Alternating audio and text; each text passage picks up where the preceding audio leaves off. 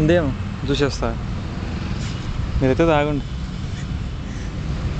మనకి ఆ బాటిల్లో పోసి పెట్టారు అయిపోయినట్టు.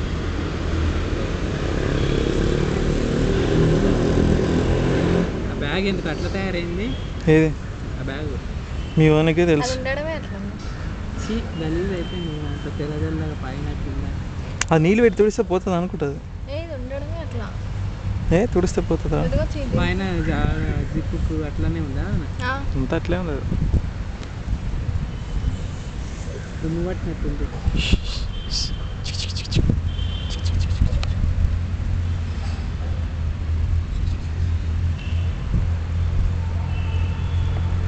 ఇంకా